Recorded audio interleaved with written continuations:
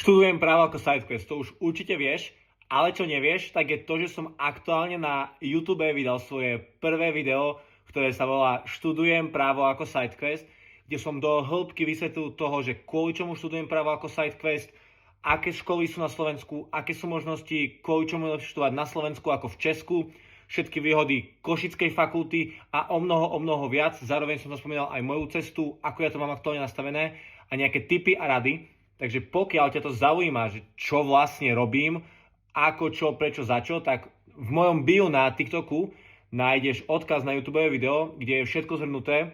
A ja, o čo vás chcem poprosiť, je, aby ste mi potom aj tu do komentárov na TikToku hodili na to feedback. Budem za to strašne vďačný.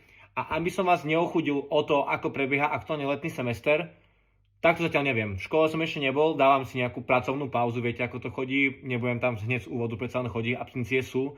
Čiže nemám zatiaľ pre vás nejaké informácie, čo sa týka, ako prebieha letný semester, lebo sám to ešte neviem, ale všetko pre vás zistím a už pracujem aj na ďalšom videu, že prečo sa oplatí študovať právo. Takže ty ma nezabudni sledovať. A v mojom biu odkaz na videjko.